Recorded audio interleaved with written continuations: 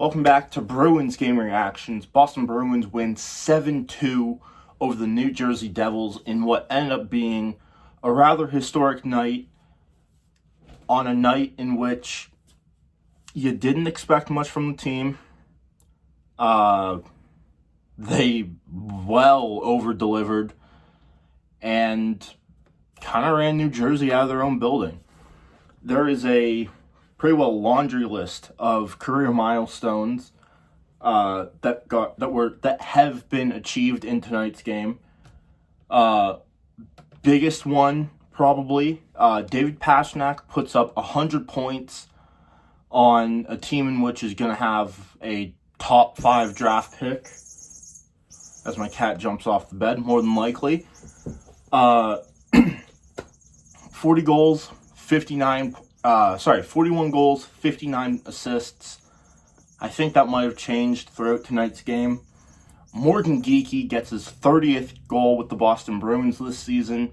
That sets more than a new career high for him.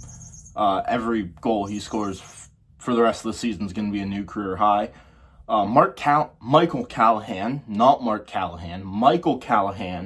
gets his first career NHL goal. Fabian Lysell picks up his first career NHL point. I thought he did that in Game 1. I guess he didn't. I'm going to have to remember that. Fraser Minton, I think it's Fraser, picks up his first career goal with the Boston Bruins. And Jakub Lauko gets his first goal back as a member of the Boston Bruins. Man, this was a roller coaster of a game. First period, Boston comes out kind of flat, similar to the start of the second period, middle of the second period, like last game against Buffalo. Comes out flat, can't really get anything going. Finally, David Pastrnak is able to break down the wall, gets a goal for Boston, and later on that same period, they're able to go up 2-0, take that lead into intermission, and quite early on, are able to go up 3-0. New Jersey comes back, gets 2 goals in very short order. That was a little concerning, to say the least. Got 2 goals back-to-back in very short order. Joe Sacco calls a timeout. Team resets. 4 unanswered goals. End off the game. No empty netters. After the 6th goal was scored by Boston, Jacob Markstrom gets pulled. Jake Allen goes in and allows a goal on one of his 3 shots that he faced. Now, getting into the breakdown of these goals, this was completely blanking on this one. After the first 2 goals that Boston scored tonight, David Pastrnak had received a point on Boston's past 13 goals.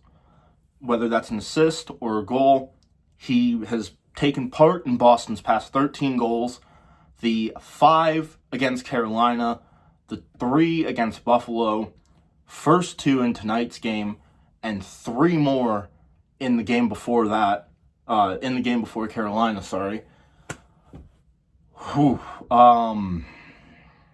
Yeah, man. This guy needs some help. It's absolutely crazy. It's honestly kind of more crazy that Morgan Geekie has 30 goals. It seems like those 2 guys are able to click with whoever's up the middle right now. That's not a bad thing. That's honestly a really good thing. That gives them the ability to look into changing out centermen up or down the lineup. I would love to get a couple games. I know it's going to be asking a lot of them. I would love to see even give me 2 periods. Give me 2 periods at this point in the season. Morgan Geekie, Fraser Minton, David Pastrnak. people are saying, oh, Minton's just going to top out at a 3C, a defensively responsible 3C. He might be an offensively responsible 3C. I want to see him with Geekie and Pasternak. Those two guys have chemistry with whoever they've been with this season, whether it's Middlestat on the power play, Zaka or Lindholm in the regular season. Lindholm in the past 5 games, at least. This is something to watch. Almost 10 minutes into the first period, David Pasternak kicks off the scoring, unassisted. Just a great play by him. Great awareness by his line as well. Luke Hughes has the puck, sends it up to, I believe it was Jesper Bratt. He tries to clear the zone. He's right on the blue line. Can't quite get it out. Pasternak's there. He gloves it down. As Zaka and Geekie are clearing the zone, Pasternak storms in. He's alone, one-on-one. Or, not alone. He's alone offensively. As my cat continues to lose his mind in the back corner there. Right there. Right there. And rips one on Markstrom, low glove. Man, I mean, that was a crazy shot from... I've said this all before. David Pasternak picks up his 41st goal of the season. Man, guy's been on fire, and he is not slowing down anytime soon. And just about 10 minutes later, 19:24 into the first period, 46 seconds left. 46? 36 seconds left, sorry. Michael Callahan picks up his first career NHL goal, and it's a damn beauty. Parker Witherspoon rims the puck around the boards. Pasternak's there. He recovers it, sends it back to Parker Witherspoon. And something to note specifically on this goal, Jacob Markstrom was set up for the one-timer. Set up is a strong word. As Pasternak received the puck, he took it in like he was going to come in and try and deke and score. He doesn't, though. What he does instead is he sends it through like 3-4 Devils defenders, and Parker Witherspoon's there. He recovers it. Markstrom slides over, getting ready for the one-timer. One-timer doesn't come. Witherspoon backs up right up to the blue line, feeds Michael Callahan on the opposite side, and Michael Callahan rips it on, and he scores. And Markstrom just didn't get set. He never came fully set to the puck after that Pasternak pass. There was another goal. I think it was on his Pasternak's second assist later on in this game. He just draws the attention from everyone on the ice.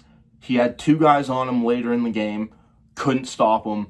Markstrom was set up to try and stop the shot from Pasternak that never came. I mean, you tell this guy to shoot, he shoots. You tell this guy to pass, he's going to pass. I don't want to say I haven't seen anything like it. There are a lot of very skilled NHL players in this league. One thing that I did also want to highlight about this game, the speed in which Pasternak is able to move around the offensive zone once he's in there. I want to say it was maybe middle of the second period. Boston may have been on the power play, I'm not sure. But he went from the one-time Ovi spot, I'm going to call it the Ovi spot because that's what it is.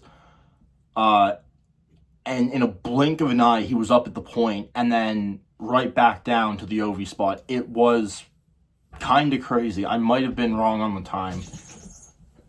As my cat continues to lose his mind. He enjoyed this game. That's good. It's just crazy watching someone do this. Again, I know there's other great players in this league. Man, I mean, 100 points on a lottery team is absolutely absurd.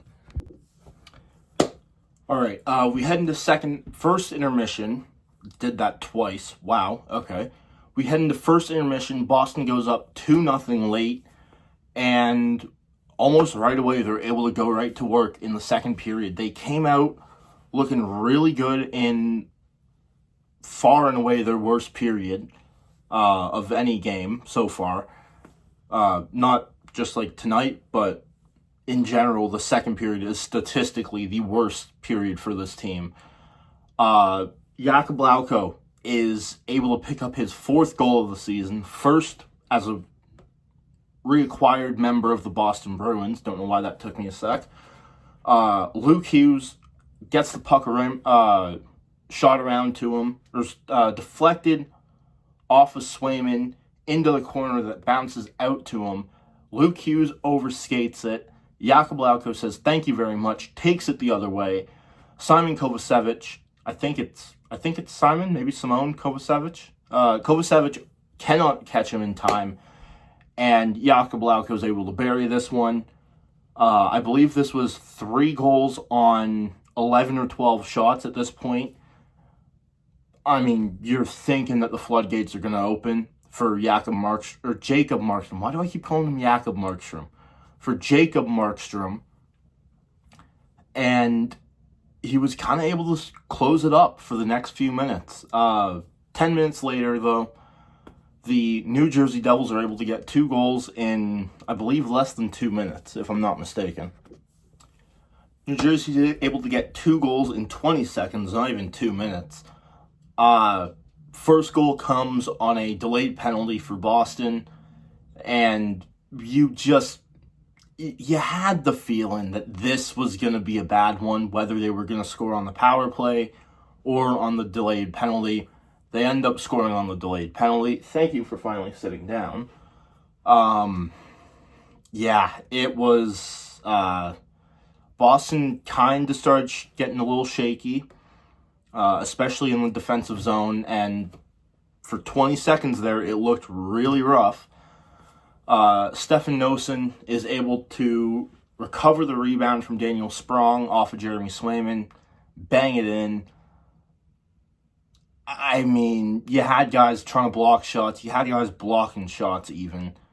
Pucks were flying wide before this. It was a long delayed penalty, if I'm being honest. Maybe 45 seconds or so. Definitely not great. Needed to try and get back on track here. Unfortunately, not able to do that in time. And the New Jersey Devils are able to strike right back 20 seconds later. This one, rather similar to one of the Korpisalo goals that was given up on Sunday against Buffalo. Eric Holla, former Bruin, of course, puts the shot on net. I'm not too sure what it hit. It might have bounced off of Swayman's shoulder. It hit something out in front, though. Bounces up, gets above the net, lands in the crease, and unfortunately, Timo Meier is there to bury the rebound. Would it be a rebound? I don't think it would technically be a rebound. He's able to deflect it in. New Jersey pulls within 1 in 20 seconds. And immediately before this gets any worse, Joe Sacco calls his 30-second timeout. I would love to know what was said. I will find a clip of it if I can, if he'll say in his post-game interview. Whatever it was, it got this team's attention, and they tightened right up defensively. They gave up very few shots after this, and they were able to flip this game right back on its head after New Jersey just does the same thing in, as I said, less than 20 seconds. 53 seconds left on the clock in the second period. Casey Middlestat scores again. That's 2 goals in 2 games if you're keeping track at home. Casey Middlestat is able to score once again for Boston from a long-range shot that didn't have a ton on it. It was deflected by a Devils defenseman, if you want to say that makes a difference. Fabian Lysell picks up the primary assist. Henry Yokiharu picks up the secondary. You hate to see that goal go in if you're Jacob Markstrom. Hey, finally got his name right. How wonderful. Henry Yokiharu passes it off to Fabian Lysell, who's almost playing like a second defenseman at this point, up by the blue line, and sends it down to Casey Middlestat, who's down in the corner. Middlestat comes up to replace Lysell and shoots it on from the far boards, and it just kind of goes in. It wasn't, as I said, it wasn't a great goal. I don't know what else there is to say. It was a bad goal to allow. Obviously, deflected by your own team, that's an issue. That just sucks, man. It sucks that a goal like that would go in. Boston goes up 4-2, heading into second intermission. Part of me kind of wanted them to blow it. Other part of me didn't want them to ruin this game. And they don't. 5 minutes into the third period, Boston goes right back to work. Nikita Zadorov puts an absolute bomb on from the point, deflects off of a Devils player out in front, rolls down into the corner. Pasternak's there. He recovers it, draws two Devils players onto him, and just as he's about to get pancaked between the two, puts it on net, sends it to Morgan Geekie. Morgan Geekie out in front of the net and bangs it in, picks up his 30th of the season, gets Pasternak's 100th point of the season, now tying, now joining, Cam Neely and Phil Esposito as Bruins players to have 3 consecutive 100-point seasons. Primary leader in that stat, Wayne Gretzky, 13. I don't see that getting touched ever, not for a very long time at least. Pasternak would still need to do this for 10 more years. It might happen. It might. Probably not with the way guys get injured nowadays, unfortunately. Boston, goes up 5-2, and you kind of just want to chew out the clock for the final 15 minutes. Boston doesn't, though. They end up picking up 2 more in this one. The next Bruins goal comes just under 2 minutes after this one, after that last one. Andrew Peeke puts the puck on from the point and rebounds off of Jacob Markstrom. I almost did it again. That's crazy. Okay. Rebounds off of Jacob Markstrom, lands out in front, and there's like 3 Devils players right out in front of it. No one can get to it in time. Fraser Minton is the first one to get to it, and he roofs this thing on Jacob Markstrom. I would say putting this game to bed. It's Boston. Anything can happen. We know it doesn't happen, though. You're up 4, 13 minutes to go. Hold the fort. End this game. Take the 2 points and run. Still got one more to go through, though. Cole Koepke picks this one up with just over 9 minutes to go in the game. Poor Luke Hughes. He got ate alive in this one. Gets caught looking like a bubble hockey player. Puck rolls off the backhand of his stick. Cole Koepke's there, man. I mean, he's there. He absolutely flies up the ice through the neutral zone into the offensive zone and tucks it past Jake Allen after Jacob Markstrom gets yanked after the 6th goal, and that makes it 7-2 Boston. 9 minutes to go. This game is over. I'm out of breath after that. Wow. All right. I ran through the milestones. Obviously, I'm pretty sure that's all the big ones hit for this season. Fabian Lysell, man. I feel so bad for the kid. He has come so close multiple times against Carolina, against Buffalo, against the Devils. Man, it's right there for him. He's gonna get it, and he's not just gonna get it. He's gonna tear up these final 3 games of the regular season for Boston. Man, this I don't want to get ahead of myself. I don't want to say he's going to be something special, because I don't think he's going to be special. I think this guy's going to be very, very good. I think he makes the team out of camp next year, and I think from what I've seen from these past games, he's got something working. Now the only question is, who do you put him with? I mean, obviously you got Pasta Geeky. Those are wing 1, wing 2.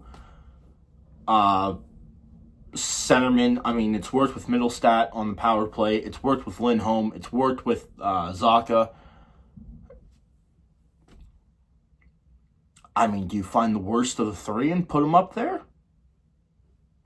I don't know. I mean, if you do, then you want to look into then possibly having Patra, Kastelik, your 3-4C, and then, well, no, because then where's Minton? Maybe Patra starts next year in the AHL. Maybe Minton might start next year in the AHL. I think it's going to be one of those two. But you put Zacha with... Wow, okay, so saying it's Middlestat is the worst of the 3 centers. You put Geeky, Middlestat, Pasternak, Zacha, Lindholm, Lysell. Third line is, honestly, I really liked it. Husnudinov, Minton, who's 95? Vinny Lettieri. That line looked really good out there today. As for the fourth line, Mark Kastelik, when he comes back, I'm pretty sure he's done for the year. Matt Patra, maybe. No, not even. Don't even put Patra on there. Beecher, and then you got one extra wing slot open there. Fill it with whoever. I've been through the defensemen. That's me run through the forwards. 2 goalies. I think this team's got them for this season. For next season. But yeah, that's going to do it for this one. Thank you all so much for watching. Click like if you liked. Click subscribe if you enjoyed. We don't have very many of these left. It feels weird knowing that shortly I'm coming to the end of making videos for this season. For games, at least, the videos themselves will not be stopping. I've got a little bit of a list forming of off-season content to make. If you stuck around to this point in the video, let me know what you would like to see. I'm open to anything. And yeah, next game is against Chicago on Thursday.